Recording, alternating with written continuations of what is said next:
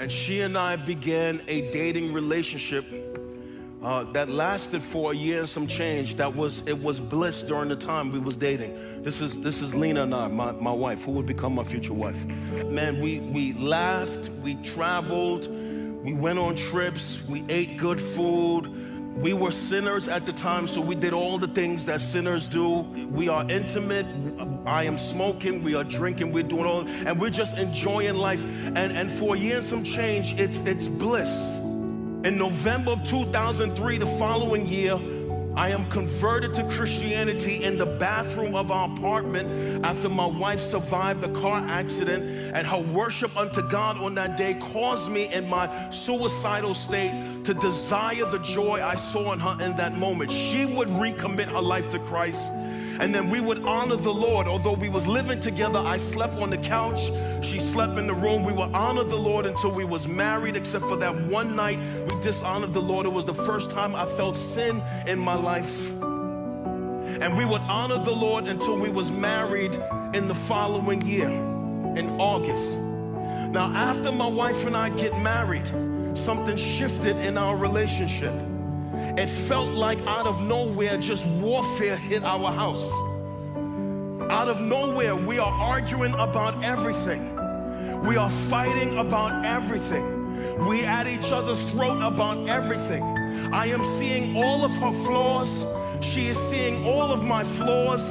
It seems like every week was replete with fights and arguments. I mean, we are just in battle all the time.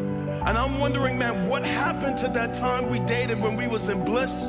And now all of a sudden we are married. It's like we're two different people at each other's throat all the time.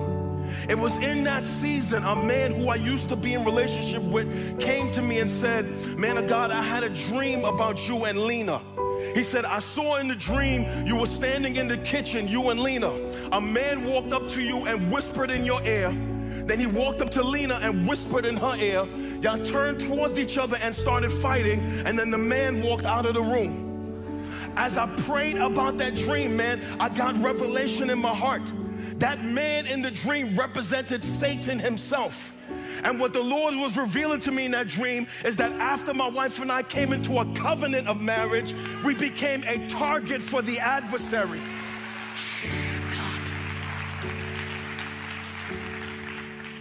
And then I realized that a lot of our fights, a lot of our differences, our arguments was being instigated in our hearts by demonic influences. I would feel things in my heart against her that was not biblical. She would feel things in her heart against me that was not biblical. We know the enemy can influence us demonically, for this is what he did to Jesus in Matthew 4. When the Lord is in a place of vulnerability, after fasting 40 days and 40 nights, here comes the enemy to tempt him in his vulnerability.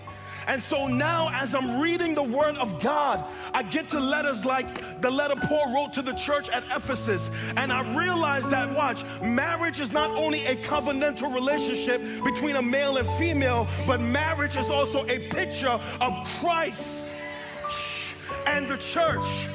Now it makes sense to me that in the natural realm we are fighting, but in the spiritual realm, every time the devil sees a biblical union, he sees something that aggravates him. He sees a picture of Christ and the church, and what he would do is take his knife of influence, lies and deceit, and on that canvas, he will do anything he can to cut that canvas, ruin that canvas, distort that canvas, destroy marriage.